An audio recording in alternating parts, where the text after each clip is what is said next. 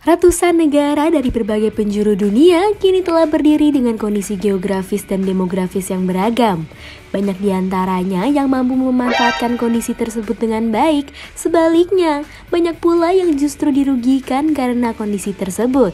Amerika Serikat, Cina, Jepang, dan Inggris sering menjadi sorotan karena unggul dalam berbagai hal termasuk perekonomian dari negara-negara lain. Di satu sisi, ada banyak negara kecil di dunia yang mengalami nasib yang sebaliknya.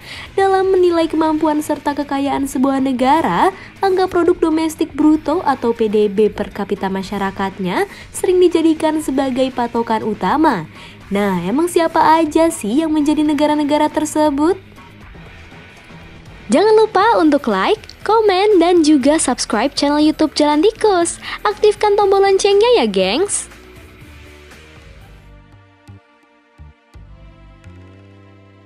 Burundi. Negara kecil yang satu ini masih harus berjuang menghadapi konflik etnis Hutu dan Tutsi. Sekitar 90% dari hampir 12 juta warganya bergantung pada pertanian subsisten. Sayangnya, kelangkaan pangan masih menjadi masalah utama. Tingkat kerawanan pangan di Burundi hampir 2 kali lebih tinggi dari rata-rata negara di wilayah Sub-Sahara Afrika. Bank Dunia mencatat akses ke air dan sanitasi masih sangat rendah, dan jumlah penduduk yang memiliki akses listrik kurang dari 5%. Kurangnya infrastruktur, korupsi yang merajalela, dan masalah keamanan merupakan faktor utama penyebab munculnya kondisi kemiskinan ekstrim di negara ini.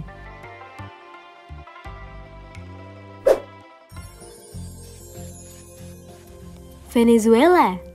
Angka inflasi di Venezuela yang mencapai 13.000% bikin banyak orang bertanya-tanya, apa penyebab inflasi yang bikin harga di sana melonjak gila-gilaan? Pastinya kamu pernah tahu kalau Venezuela sempat populer gara-gara menerapkan kebijakan populis, terutama di era Presiden Hugo Chavez. Mereka bisa melakukan ini karena kaya minyak. Cadangan minyak di sana mencapai 300 miliar barel. Harga minyak dunia yang jatuh disebut-sebut sebagai salah satu penyebab inflasi paling utama di Venezuela. Perlu kamu tahu, pemerintah Venezuela menggantungkan pemasokan dari sektor ini. Jumlahnya mencapai lebih dari 90% dari total pemasukan tiap tahun. Sialnya, harga minyak amblas tahun 2014.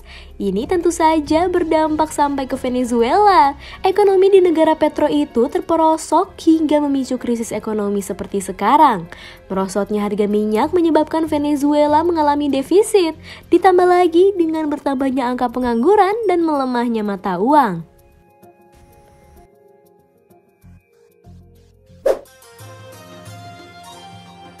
Yunani.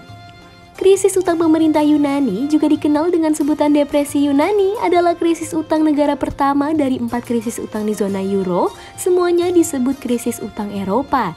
Krisis ini dimulai pada akhir 2009. Banyak pihak sepakat bahwa krisis ini dipicu oleh resesi besar. Tetapi penyebab utamanya adalah perpaduan kelemahan struktural ekonomi Yunani dengan defisit struktural dan rasio utang PDB yang terlalu tinggi dan sudah lama terjadi. Pada akhir 2009, kekhawatiran akan krisis utang negara mulai merebak di kalangan investor. Mereka meragukan kemampuan Yunani untuk melunasi utang-utangnya karena data tingkat utang pemerintah dan defisit tahun-tahun sebelumnya dipalsukan oleh pemerintah Yunani. Hal ini memunculkan krisis kepercayaan yang ditandai oleh pelebaran ragam hasil obligasi dan naiknya biaya asuransi resiko pertukaran kredit macet dibandingkan dengan negara zona euro lainnya. Khususnya Jerman, pada tahun 2012, pemerintah Yunani memiliki kemacetan utang negara terbesar sepanjang sejarah. Yunani menjadi negara maju pertama yang gagal membayar pinjaman sebesar 1,6 miliar euro dari IMF pada tanggal 30 Juni 2015. Pada waktu itu, pemerintah Yunani memiliki utang senilai 323 miliar euro.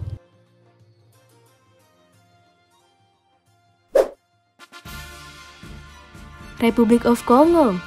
Sejak memperoleh kemerdekaan dari Belgia pada 1960, Kongo telah menderita beberapa dekade akibat kediktatoran yang rakus, ketidakstabilan politik, dan kekerasan yang terus-menerus. Namun, Kongo seperti melihat harapan baru setelah 4 Januari 2019, Félix Antoine Tshisekedi Tshilombo, putra pemimpin oposisi legendaris Etienne Tshisekedi, terpilih sebagai presiden baru. Sementara itu, dengan 80 juta hektar lahan subur, lebih dari 1.000 mineral dan logam berharga di bawah permukaannya, dan usia rata-rata warga negara hanya 17 tahun, Republik Demokratik Kongo menurut Bank Dunia memiliki potensi untuk menjadi salah satu negara Afrika yang terkaya dan pendorong pertumbuhan untuk seluruh benua.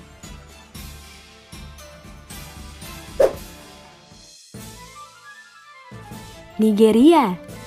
Dengan sekitar 80% wilayahnya terkurung oleh gurun Sahara, Niger berada di bawah ancaman penggurunan dan perubahan iklim yang ekstrim. Pertumbuhan penduduk yang sulit dikontrol juga membuat keadaan ekonomi penduduknya jadi semakin sulit.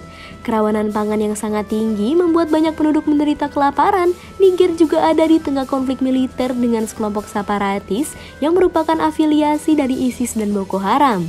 Konflik berkepanjangan ini membuat ribuan orang kehilangan tempat tinggalnya.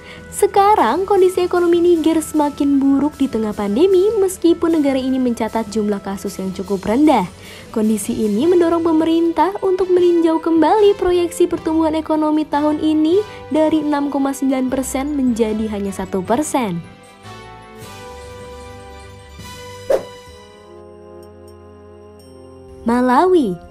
Malawi saat ini berstatus sebagai salah satu negara terkecil di benua Afrika. Dalam beberapa tahun terakhir ini, Malawi telah membuat kemajuan dalam meningkatkan pertumbuhan ekonomi dan melaksanakan reformasi struktural yang cukup penting. PDB terus bertumbuh secara perlahan, didukung oleh pemerintah yang stabil dan demokratis, serta dukungan keuangan yang cukup besar dari IMF dan Bank Dunia.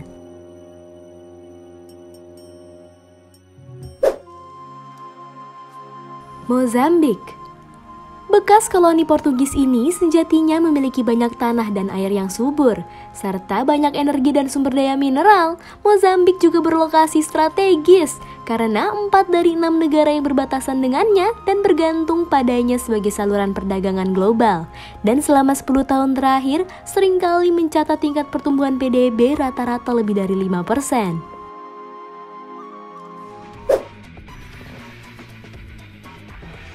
Waduh, nah itu adalah negara yang sekarang lagi mengalami masalah yang jauh lebih besar daripada Indonesia. Jangan sampai kita dapat menyusul mereka ya. Jadi buat kamu mending mulai menabung ya sekarang. Ciao Bella.